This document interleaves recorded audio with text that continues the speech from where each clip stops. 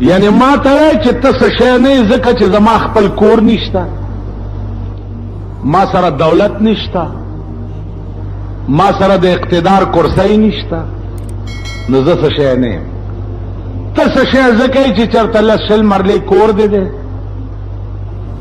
یا چېرته معمولي غوندې افسر یا چېرته ټیکهدارې پیسې میسې در سره ډېري، نو ته څه شی شوې او زه څه شی نه یم. دا د غرور خبره ده. ځان نه لاندې سړي ته سپک قتل یا چاته دا ویل چې ته څه شی، دا د غرور خبره ده. قیامت کې به رنگ پرنگ گناهونه درته معاف شي او جنت ته به روانې، دا غرور به دې راونیسي او جهنم ته به دې بوځي. واحده گناہ به په قیامت کې دا یوی واحده گناہ چې دې دپاره به الله پاک د بخنې هیڅ لار نه جوړی سوا د دې نه چې سړی په جهنم ته وړي.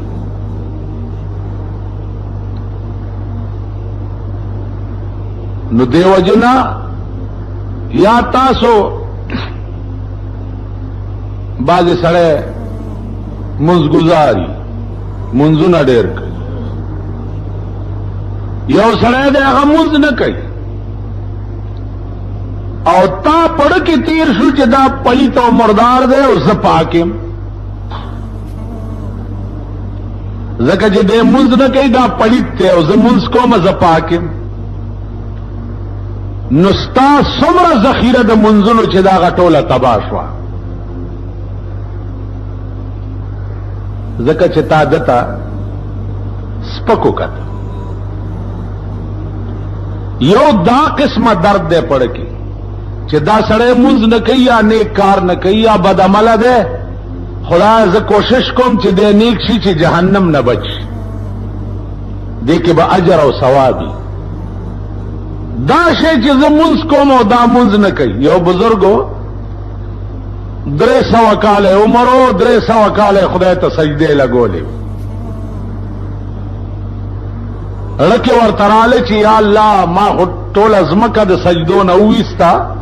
چې ماله به دې لا څنګه ځای جوړ کړی. د شپې خوب ولیده، خوب کې څه ګوري چې یو ملایکه ولاړه ده په دې لام باندې مد راښکلی دی لا. دې ته تپوس کوي چې دا څه چل دی؟ وی دا ما ته چې زه کومې ورځې نه پیدا یم ما ته دا حکم شوی دی چې په دې لام دا مد راکاږه. لا وایا څومره موده وشوه؟ ویل 3 لکه کاله وشو چې په دې لام مې دا مد راښکلی دی. وی بیا وی د قیامت په ورځ به راته حکم وشي چې اوس ووایه چې الا الله، لا معنا ایس نشتا ایس. نو د قیامت په ورځ به د خدای په مخ کې بیا زه ووایم چې الا الله کشته نو دغه ذات دی بله څوک. ویل څه په پته پوهېږي چې دا ستا لام باندې مد 3 کاله وشو خدای ته څه قرب؟ ویل والله که پوهېږم چې دا خدای ته قبولم دی او که نه. یو وای نارې کو د کټه کوزو غورځېده او وی چې خدای ما هېڅ نه دي کړي. قدرت ورته دا وښوده چې ته په 300 کاله منځونو باندې دومره غاوره شي چې تاله به په جنت کې کم ځای جوړي. عزیزانو خدای پاک بانا غواړي، بانا. بشر حافی رحمت الله علیه یو بزرگو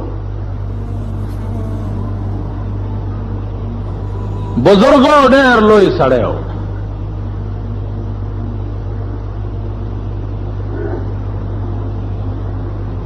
دغه تصور یې پړه کې راغی چې ربا زما به څه حالي؟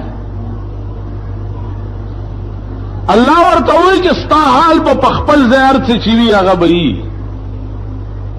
ورشه فلانی شرابخانه کې یو شرابي دی هغه ته زما سلام ووایه، بزرگ دی حیران شو ورروان شو شراب خانه ته دننه ننوتو فلانه چرته ده خلق اریان شو تام شراب خانه کې څه سړی ونیو د لاسه وخوځولو پاسه کم بخت بار رویستو ساده دې کړی ده چې خدای ته دومره قریب شوی خدای ما ته وی چې دته زما سلام ووایه سړی ورته په جړا شوی دی چې ما څه کړي دي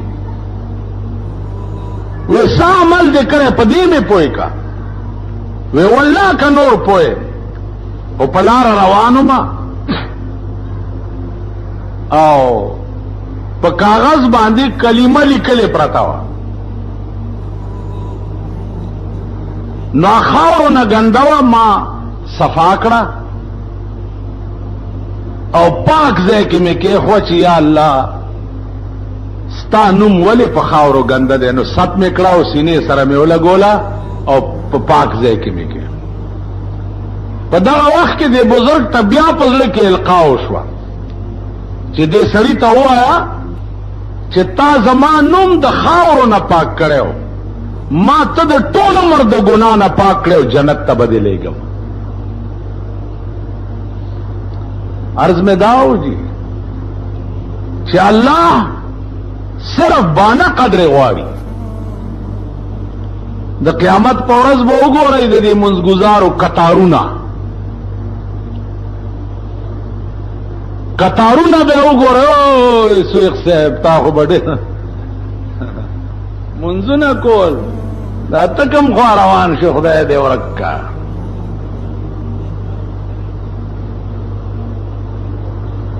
تاسو خیال نه لرئ کتارونه به وګورئ زمونږ د ملک یو سړی تللی او کابل ته یو کوچي سره نوکر شوی منځونه به یې ډېر کول خو چې کتو به د پټي په پوله به ولاړ او مونځ به یې کول آخر کې چې دا کوچي ډېر اعتبار په پیدا شه نو دته چیلای را پټی کړې چې چیلای را پټی کړې نو کوچه ورپسې راغی او غاټ کوتک ور سره او د دروازې له ولر اخلاص کو روزه ورستا داسې کړي په دا ډېرو منځونو باندې په لوړه بم ولاړ وي او په ناسته بم ولاړ وي او په پروته بم ولاړ وي او شپه ورځ به دې منځونه کول ظالم بچیا او نتیجه دې دا وه چې زما چیلی دې را پټې نو عرض مې دا چې راشئ چې اوس درته د منځګزارو حال وښیم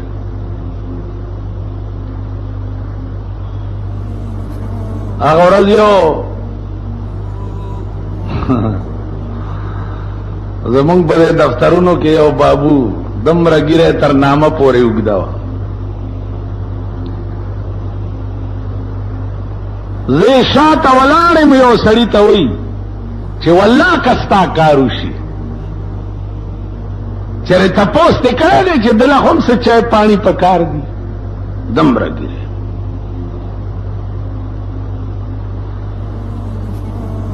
ما په دې اوږه ورته لاس کېښو مال سلام علیکم وی ویل په خیر مال وی مه کوه اوس خبره در نوتې ده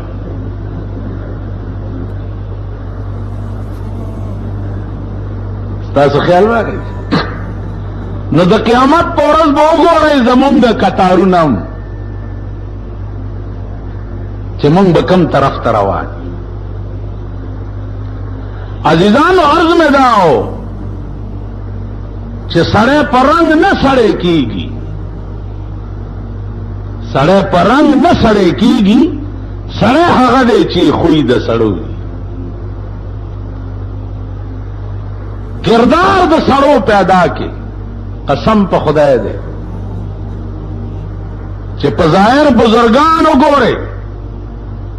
د شپې ډاکې اچوي او په ظاهر وګورئ انګریزانی ګیرې کلې سرونه انګریزي او د شپې شنې چای ځان ته په ترماس کې ایښي او ټوله شپه خدای ته په سجده پراتی ورته جاړي سهار چې وګورئ ته به دا خو انګریز دی ما داسې لیدلی او ما دام لیدلی چې او سر د سانډا سرمن د میخې د ورځې شیخ او د شپې خورې پردي مالونه سره د لوی ګیرې د شپې پردی اوبه په خپل پټي را سمول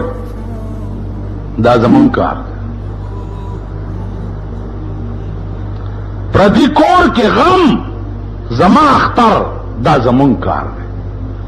پردی کور وانېده او زما کور ودانېده دا زمون کار نو مونږ انسانان نه یو خپه نشئ رنگ ډنګ د سړو داسې کمال نه دی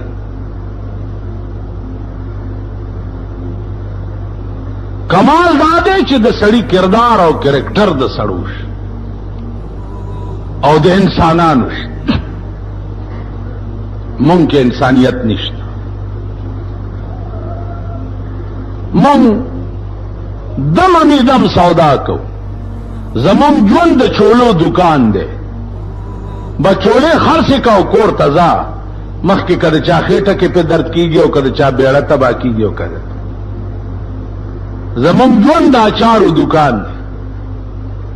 ورشي دا کم دکانداران چې اچار جوړي هغه خمان او هغه چاټه پکې دو سیره پرسیدلې مګه پرتای مګه هغه چار راځي ستا په دې بازارونو کې دا خلک خوري لړمان د غوړو په ټیم کې مړه پراته د دکاندارانو هغه ټیمان په دې قوم خرڅ کړي دي او په خورولي لړمان دا اورېدو نه غند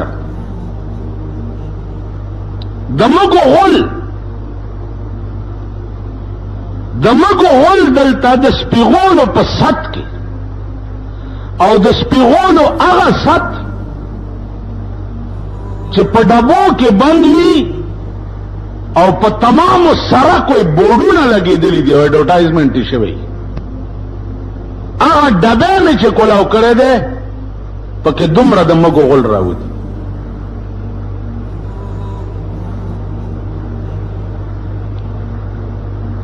تاسو خیال راغی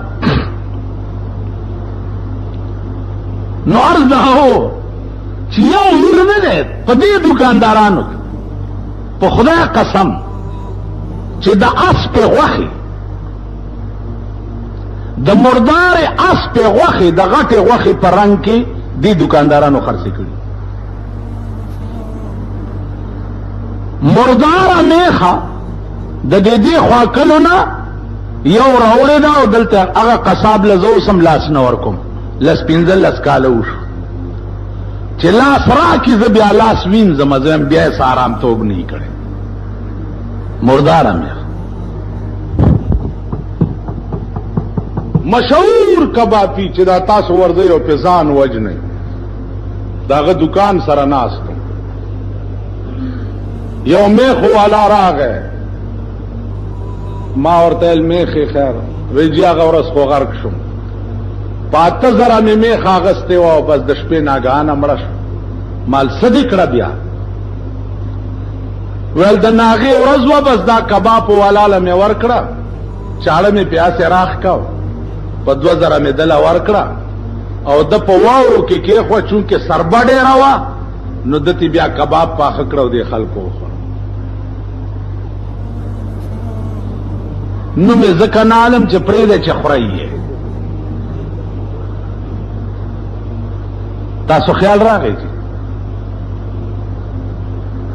نو عرض مې دا و چې دا د انسان بچی دي یا دا انسانان دي مونږ خو دا وایو چې دا بمونو دماکې چې څوک کوي دا انسانان نه دي دوی کې انسانیت نشته که انسانان وای نو بے گناہ بے دا قوم بچی ولی تکا کولے دا اس انسانان دی لیکن دا دا کافر بچی چی دی دا پیسو دا پارا دا کار کئی کنه کئی پردی بچی دا پیسو دا پارا تکا تکا و کباب کی نو دا اس انسانان دی نو کس چسنگا دغو تا منگا انسانان نو آئیو چی دا انسانان نہیں انسان چت حیوان بمدا سے رضالتوں نے کی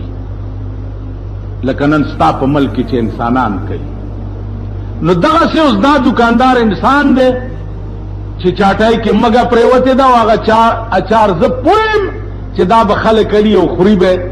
او بیا په دکاندارانو خرڅوم چې زه ولې چاټای تاوان وکړم مګه دې وي پکې کړي. دا انسانان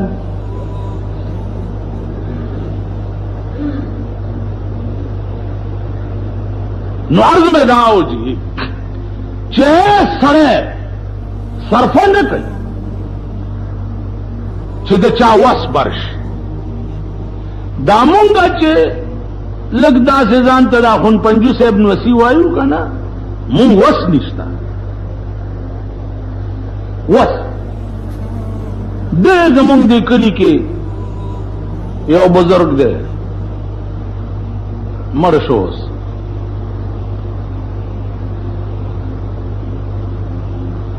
لگیا بو کله دی جماعت کې کله غاخوا جماعت کې کله بل کې مولیان دسه مال خان بیو سړی مې ولا مسلاتی کړ ما وی چې یو 200 روپو لوټونو غوټه جوړه کا او دته داسې ټیم کې مخې ته واچوه چې شاته یې زه یم.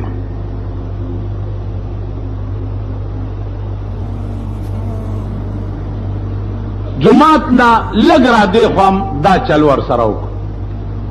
چې اونکو اوس ورپسې زه روان چې غوټه یې داسې وکته نو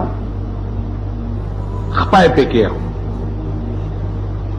چې خپای پې کېښو نو خپک ګرول یې بانه کړه او داسې ور ټیټ شو نو غوټه یې راواغسته اوس په ناست دی چې داسې وکته هغې کې خو لوټونه وو نو غاپ چې دې ځای کې بډې ته دغه ما د سټه وړي چې د سټه مې ونیو مال دا څه دي ویلې څه مشته بیا په بډه والي وي ویل خپه مې ګروله مال دلته مانه څه پرېوته ویل څه درنه پرېوته مال غوټه رانه د پیسو پرېوتې وه ویل غوټې کوم ځای دي دلته لیونی خو نه یي خیر جی زه پې زور کې لږ تکړه ومه دې بډې ته مې لاس ور واچولو غوټه مې ترې راوویسته مال دا و ویل څو پیسې دي پکې حال ووایه مال 200 روپۍ دي چې پرام مینیستر هغه مخکې 200 روپۍ به دې ګیرې نه مې داسې ونیو مالس به زما مخکې د بزرګۍ خبرې کې ویل خدای قرآن ته وګوره چې ومې نه شرمې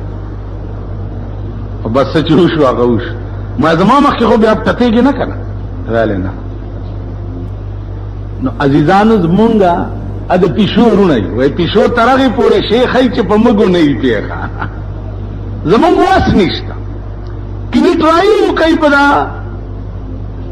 لویو لویو انسانانو باندې تجربه پې وکړه انسان او مولانا نصیر الدین غرغشتوي د افریقې سیټان راغلي و زه ورسره وم زه د اورېدو خبرې تاسو ته نه کوم غرمې روټایم د مولانا صاحب په ځای کې وخوړه نو شملې راوویستې او ورسره د تنور روټۍ وه چې روټۍ وخوړه د افریقې سیټانو ورته 50,000 روپۍ راوویستې دا نن نه د 20 کالو مخکې خبره تاسو ته کوم 50,000 روپۍ راوویستې نو مولانا صاحب ورته ویل دا څه دي ویل جی دا هدیه ده هغه ورته وویلې چې سیټ صاحب داس چل دی چې حضرت علی په یو څو غریبانو روټۍ خورولې وه او بیا ورته حضرت علی وویلې چې انما نطعمکم لوجه الله لا نريد منكم جزاء ولا شکورا دا روټۍ مې د خدای د پاره در باندې وخورولا لا نريد منكم جزاء ولا شکورا اراده مې نشته چې د دې بدل راکړي یا زما شکریا ادا کړي. نو ویل تاسو زما د کور روټۍ وخوړه او شملې مو خوړې، دا پیسې که زوالم دا به د روټۍ بدل شي. ډېر زوره سیټانو لګول. ما ورته ویل مولانا صاحب وایلی چې دي خفه کېږي. ما ته ویل ته هم ملا تیتې واله په لار کې بیا زه ولې واله؟ پښتو کې ما ته وایي چې بچیا دا اوړه مې په قرض اخیستي چې دا تاسو روټۍ وخوړه او دا شملې مې د پردي کوره درته غوښتي. ما کره نه وي او 50,000 روپو له لته ورکړه. دا هغه انسانو چې حدیث به پڑھاول او د ورځې به کوم حدیث کې ورته اشتباه وشوه نو د شپې به ورته رسول الله صلی الله علیه وسلم په خوب کې ویل چې نصیر الدین کوم حدیث کې چې تا ته اشتباه شوی و حدیث داسې دی.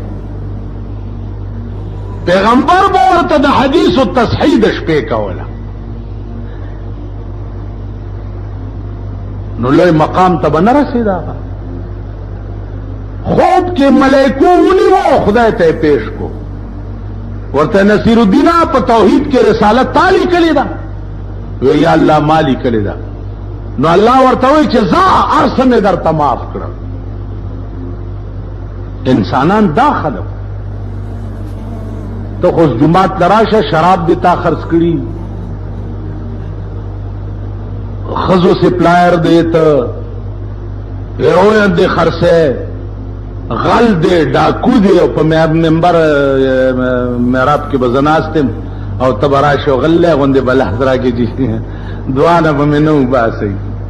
اگر پیرانو لغلق تاثیر کې چې صاحب دعوا نه بمنو باسي زمونږ د افریدي نه د خدای کمکل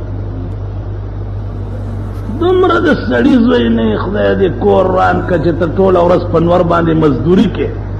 بیړه دې غر کشو دا د ترکو سنډا چې په یخ کوټړای کې ناشته او هغه پیسې د بچو د خلې نه وباسي ورو چې صاحب داونه به مې نه وباسي داونه به مې نه وباسي کور دې وران شه د هغه پلار او د نیکه ولدي خونه ورانک دوا دې ځان ته وکړي چې دا پردو پس خوردو نه بچ ټول حلال او مردار او زکاتونه او مرداري خوري لګي شپه ورځې طالب دوا کوي چې د چا شپه ورځ حرام خوراکي داغه دوا قبلي دعا دا په سرکونو چې ګنتی او بیلچی وهي او دا ویانه پاکي دوی تورشا او ورته وایي چې دعا راته وکړه زما دې په خدای قسمی چې زمونږ نه یو په کروڑ داغي خدای سره تعلق زیات دی یو په کروڑ د غریب او د اوږي او د مزدور او د خدای په منځ کې هیڅ پرده نه دعا هغه چا نه اله چې دا ګاډي راکاږي مزدوران وي دا د ریړو ګاډو ته ټوله ورځ ولاړي ماسپخین نه بعد مونږ په کولاندې وده شو او دوی د ماسپخین نه بعد د دیوال سوري ته ولاړي ځای ته ځای چڼکاو کړي او خټکی یا اندوانه یا داسې زونه خرڅي دینه دوا علی دا ګمنځي او دا سنتو صاحب دا لوانه غوا دغه نه ته دا ځان له خدای په قهر اخته دي مزدور نه دوا د مزدور لاس وګوري چې خندو خاري نو سپکا چې روټه د دغه لاس خوان کوي لا د مهنت او د مشقت لاس کی مونږ لاس مونږ ذاته پیر اغله نو چا از مونږ نکو هغه چې یاره چې لاس می ویر کړه لکه مالو چولا نه چې لاس ویر کړي نو کم لاس چې مهنت نه کوي لاس پوست خوې کړه د خزونه زیات پاسته لاسونه چاري بیا خو هم ټول زبر او بیا دا په صدر کې چې کومې دا رړای ګډې ګرځي هغه له لاس ورکته به وای چې په مالوچو کې ورو غورځیدم ټول زبرګان شو ځکه چې لاسونه پاسته هغه د پوسټوالي د پارا نور د ربړ سيزونه هم ځان پورې تړي هم بزرګان شو قربانه کا دا لاس نه چې کوم لاس ټول ورځ مزدوري او مهنت کوي. نو عزیزانو مونږ په دې قهر ځکه اخته یو چې مونږ کې انسانیت نه دی راغلی. که مونږ د انسان تعریف وپېژنده او مونږ انسانان شو نو اس مشکل نه دی چا به زمونږ مخې ته ټینګي.